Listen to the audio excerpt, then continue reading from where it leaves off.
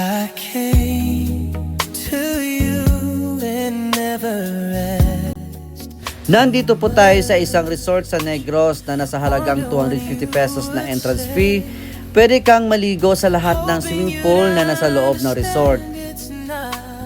Dito rin nakatayo ang world-class chicken hotel na isang world record holder. Ginawaran ito ng Guinness World Record for the largest building in the shape of a chicken.